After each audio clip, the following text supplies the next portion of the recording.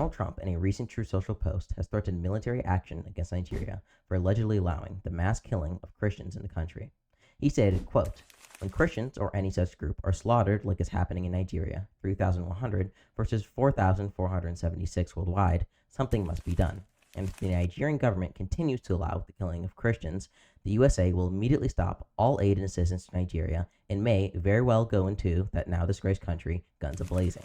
The problem is that the data Trump is using, claiming that 3,100 Christians have been killed in Nigeria, is inaccurate at best and an outright lie at worst." Okay. This figure originates from a Christian advocacy organization called Open Doors, which monitors the persecution of Christians worldwide. However, Media Bias Fact Check, a website that evaluates the credibility of news sources and think tanks, rates Open Doors as having mixed factual accuracy and a center-right bias.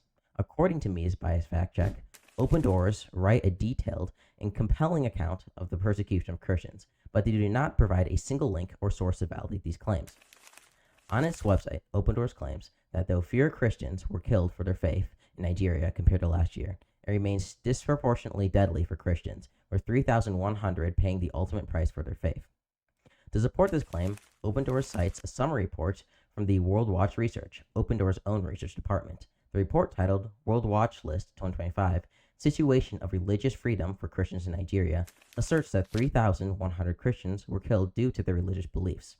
It references data from their full report on persecution in Nigeria, stating, "This table includes only a few categories of faith-based violence during the reporting period.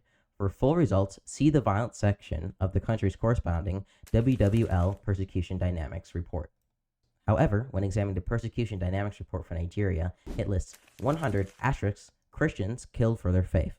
The report explains the asterisks as follows. In cases where it's been impossible to count exactly a symbolic round figure, 10-100- etc. is given and indicated with an asterisk. And a symbolic number of 10 asterisks could, in reality, even be 100 or more, but the real number is uncertain. A symbolic number of 100 asterisks could go well over 1,000, but the real number is uncertain.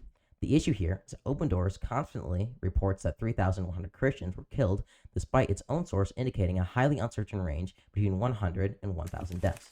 To make matters worse, the Persecution Dynamics reports rely on online questionnaires that anyone can fill out. The report itself states the WWL questionnaire is filled out online with the possibility to work offline.